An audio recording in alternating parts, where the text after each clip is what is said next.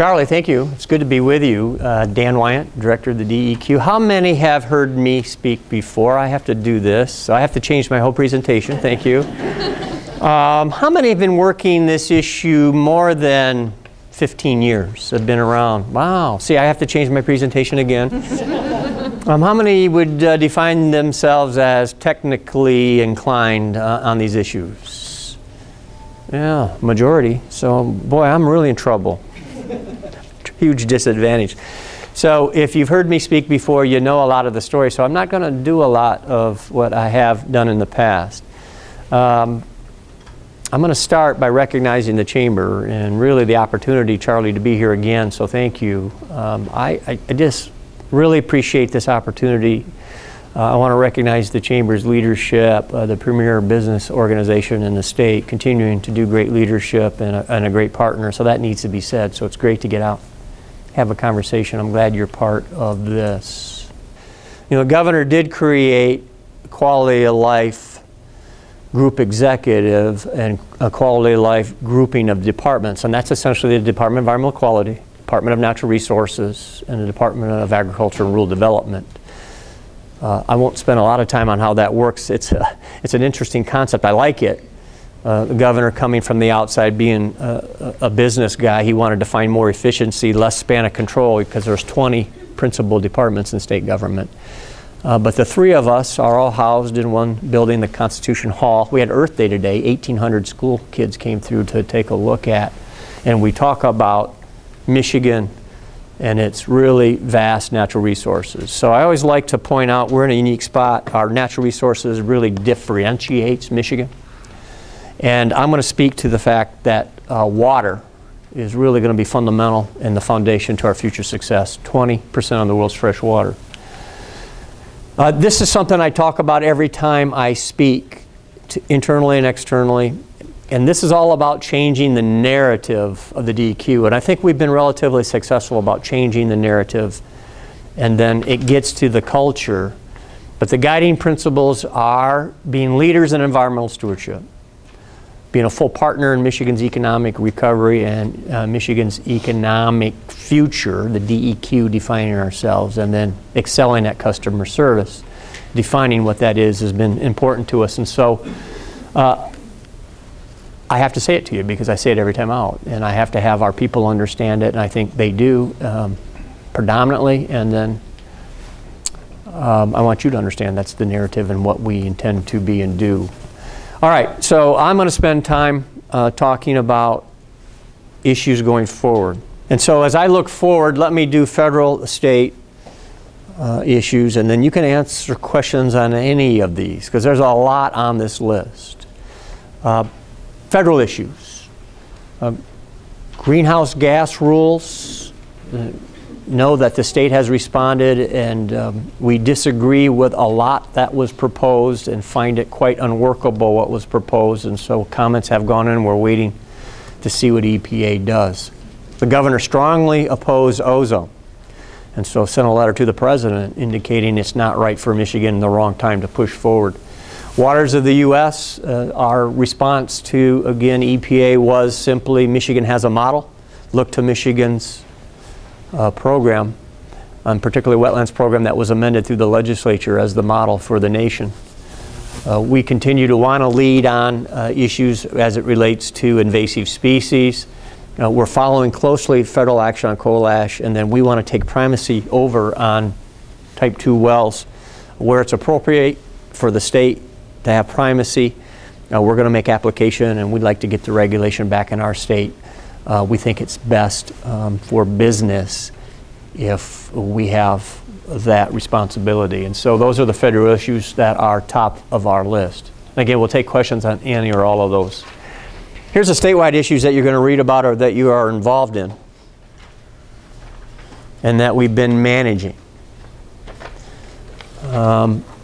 And this list is getting awful long, and we had a pretty busy fall into winter, and now these all have rolled over into spring, and they haven't gone away. So air toxics, we're going to run a rule on our entire and comprehensive air rule, and we're moving it forward based on OR recommendations, and so Dave can get into the detail. One piece of that is the toxic. lakes portion. Environmental groups are not liking what we're talking about rolling out, but we're moving forward, and you're going to see that. Aquaculture, a lot of conversation about growing the aquaculture not only inland lakes but in the Great Lakes. That's going to be a very controversial issue. Large net pens in the Great Lakes. We have applications that we believe are going to come to us within the year. 2 major projects, one up in the UP and one over in Lake Huron. It's going to be in the news. Brownfield redevelopment is all about streamlining and making our brownfield program more efficient and then targeting our cleanups for redevelopment. And so that's an ongoing effort. Cleanup criteria is in the news. A new fracking rule is now in place. We're debating as early as last night low activity, out of state, low activity, low radioactivity, low activity, out of state radioactive fracking waste. A lot of people don't like it. It's a triple whale, out of state waste. It's radioactive and it comes from a fracking operation. They're not liking it. We have it in Michigan though, and we've got to set a standard for it. Petroleum pipeline is in the news. It's now become the #1 environmental issue. Fracking used to be. Pipelines are now #1 in my estimation. You could debate that. It's probably pretty close. Recycling is a priority for this governor. Solid waste, we're going to take a look at an opportunity to fashion a new solid waste plan for the state of Michigan and rethink solid waste. The planning that we did 10 and 20 years ago doesn't apply to the technology in the future and what's expected going forward. So it's a real opportunity to rewrite the solid waste plan. Urban oil and gas, people are a little bit uncomfortable with that. Water use, I think, is a huge issue. I think that's one of the real issues on the board compared to some of the others. And then we're constantly following the wetlands issue as, again, we hear about waters of the U.S., the changes that are coming from EPA. Here's our priorities for the year. 10. I just counted them. Good. It's like David Letterman. Here's our top 10. This is what, there's a lot more that we're doing, but I wanted to put 10 on a list that I could be pretty specific to. These are the ones I'm going to pay attention to. We do a lot of other things at the DEQ. We do a lot of other things at the DNR and at the Department of Agriculture and Rural Development. But for me, here's the top 10 as a director that I'm going to focus on and see through. Culture change, streamlining burdensome rules and regulations, increasing recycling, combating invasive species, improving water quality and water use, achieving air compliance in all counties, emphasizing remediation for redevelopment. There's going to be a huge focus on energy in this administration. You heard from Valerie Brader earlier, and we're a partner with Valerie in this new energy office that was created. We're going to enact a budget that allows us to do all this, and then we have an expanded role in economic development. We've been playing a role in economic development, but we want to expand that role. I'm going to address this one issue, culture. I want to spend time on this. And we're not putting mission accomplished up, but we think we've made great progress. And you that have heard me speak, I address this a lot, and it's important to me. It's leadership, it's culture change. I believe in it, and so this is how we're doing it. I want to lay this out, and this is what I believe is really important. So when I talk about culture change, what we're doing internally at the DEQ, I go left to right, so that's why I'm over here now. Actually, I'm mic'd up today, and I'm doing this so we can share this presentation with others. So it's going to be hard to follow me. So, Darlene, you're doing a great job. Those of you watching this later or at this point in time, good luck with this. All right, here's what we mean by culture. Internally, we've got to have engaged employees, so we have a whole engagement effort going on that we engage or re-engage with employees who may have lost touch. We have a pretty significant leadership development program internally in the Quality of Life group, and I'm really proud of that. We're doing it better than anybody else. We're giving, again, more training and tools to our employees so they have the skill sets to do the job that we're asking them to do. We've redefined customer service. A big piece of that is responsiveness, and a big piece of that is partnership with our stakeholders, particularly business, because we need to recognize business is important to Michigan. And those that provide jobs and create jobs are fundamental to Michigan's success, and so we at the DEQ have to appreciate that. Compliance assistance, we got $1 million to do more of it, and then we're taking that compliance assessment concept into our enforcement efforts, and compliance is now king at the DEQ. Enforcement is not king. So it's all about now bringing people along, and as long as you're working with us, we want to put a focus on compliance. And we want to start there and not with enforcement. So it is a focus on how we get to compliance. Right people in the right seats, 8 major departments in the DEQ. Now we've turned over the leadership. We have, since I've begun, 5 new leaders in those 8 seats. 3 are still there. Bill Creel announced he was going to retire. I didn't want to lose him. I talked him into staying. Bill's a great leader and he shouldn't leave, and he's committed now to staying a couple more years. I think that's a real positive for the water program. So again, Lynn Fiedler in air and Bill Creel in water, Bryce Feitner in waste, Bob Wagner in remediation, Hal Fitch in oil and gas. And we just announced this week a new person, and you're going to really love this guy, Jack Schinderly. Jack comes out of our waste program. Anybody who knows Jack is going to take over our Office of Environmental Assistance. I think he's going to be awesome. And then we do a lot of outreach with stakeholder groups. And so it's important that we outreach and do things like this, have conversations. And we've really instilled that concept of outreach and partnership down in each division, and they all have their outreach groups, and they're doing a pretty good job of it. There's more to be done. You're going to see here in just a second that we have really worked hard on our stakeholder work groups, but we want to institutionalize that with a stakeholder work group protocol so we know that business will be represented. That's one.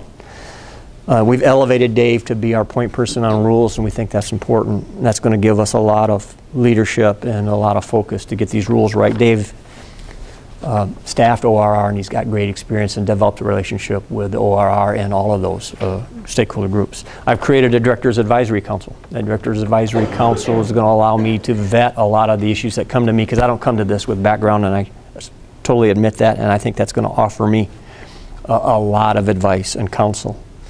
We're going to continue to hold stakeholder briefings and meetings and conversations, but we're going to ask division chiefs to do a lot more of that so that we integrate that through the department, and it's not just coming out of the executive. We think that's important. We've been encouraged by groups, stop for emphasis. We've been encouraged by external groups giving our employees recognition. So there is a whole effort by external stakeholder groups recognize the DEQ employees, and I really appreciate that. That's a huge, I think, cultural shift with the groups that we work with, because it models good behavior. And when they hear it from the director, that's great, and I know that's important, but when they hear it from you, it's powerful. So I'm really going to emphasize, I'm going to encourage more of that from your side if you will hold up our employees that do it right. I'm willing to address the ones that don't do it right, but that really models behavior, and that'll institutionalize cultural change going forward. We're talking about how we identify the next 70 recommendations for the department to work on. And so we've elevated a guy named Mike Patwell to come in with a policy focus from a legal side, and then we're touching groups to identify the next group of issues so that we can move forward. We got 3.5 years. This is a real opportunity for us to put a focus.